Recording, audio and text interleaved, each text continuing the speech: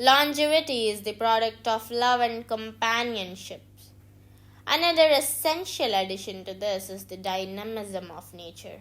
Biggest evidence of this statement is this magical, rejuvenating, lovely book called The Secret Garden. Though it seems like a children's classic, it has a lot to teach adults as well. Mary Lennox, the novel's main protagonist, travels to England to live with her uncle Archibald Craven, who is still grieving over the death of his wife. She starts living with him because her parents died due to cholera. Mr. Craven, seldom at home, he always travels around the world to conquer his own misery. Mary is a very spoiled child. She neither likes nor is liked by anybody. Martha Sowerby, a very kind-hearted maid working at her uncle's estate, takes care of Mary. She introduces Mary to her brother Dickon, who is very kind to animals. What is exactly said that he has his own way of dealing with animals.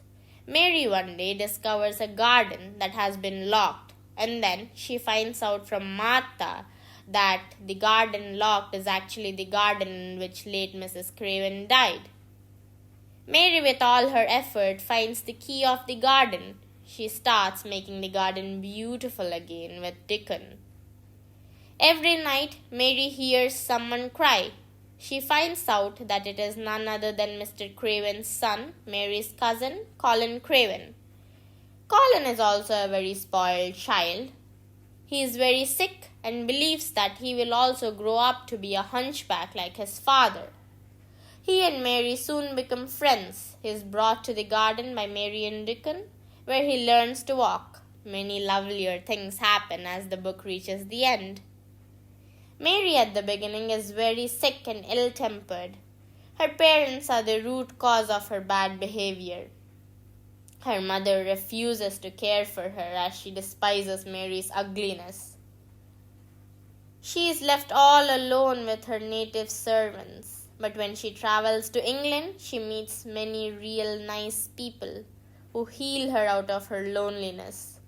Martha Sowerby understands and tolerates her bad behavior at the beginning, which actually makes Mary a better person. Dickon Sowerby is a very kind boy of 12. He is benevolent. He has many animals as his pets. He teaches many gardening techniques to Mary. They both turn the roses beautiful again, like late Mrs. Craven would have wanted. He speaks Yorkshire slang. He smells of grass. He seems to share a very close bond with nature. Ben Weatherstaff, though he seems to be rough on the outside, he is arguably one of the sweetest and kindest characters of this book. He secretly tends the secret garden for 10 years. After late Mrs. Craven's death. He was late Mrs. Craven's favorite gardener. Last but not the least, the robin redbreast. He is one that helps Mary find the secret garden.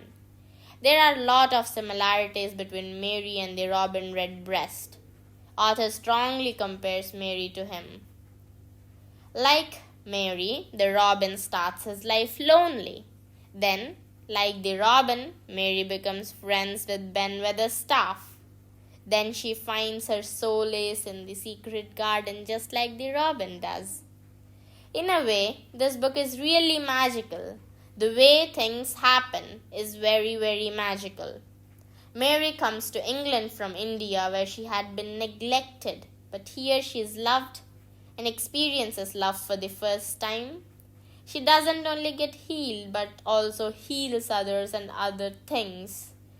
The magic is not done through wands or spells, but through doting and kindness.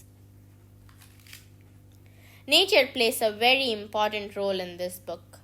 It becomes evident from the incidents that when people spend time close to trees and breathe the air purified by them, they can do anything.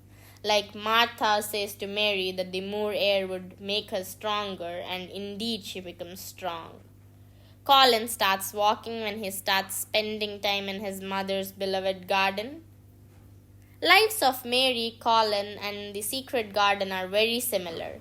Mary is kept as a secret from her parents as she is ugly. Collins is kept as a secret by his father due to his sickness. Secret garden is kept as a secret as it is associated with the horrific death of late Mrs. Craven. Mrs. Craven is the best symbol of this book. She is associated with the beautiful roses. She is the lost, magnificent ideal of the place. Every word mentioned about her is indicative of how beautiful the place used to be when she was alive. Even though she is absent throughout the book, her presence is strongly felt than the presence of any other character. Like the robin redbreast, which leads Mary to the secret garden, she is present. The secret garden is hers. It is full of her good vibrations, which heals the children. She is symbol of love, health, and magic. Eternal love, actually. Parenting is a big issue these days. I have seen many bad parents around me. How they leave their children and live their lives working or something else. It is not about whether we are good parents or not. It is about whether we are human or not. Every animal, every insect, every bird has the instinct of caring for its young ones. So I feel it is possibly the most humanly thing we could do rather than directly jumping onto some big work like charity. This book is a good incentive to cultivate environmental friendly behavior in children so as to make the nature thrive.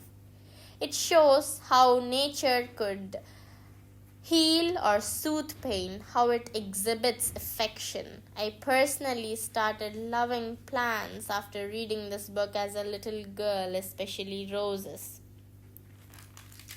Frances Hodgson Burnett, author of this book, at the beginning was from a very well-to-do family. But later, her father died and they had to move to United States, live there.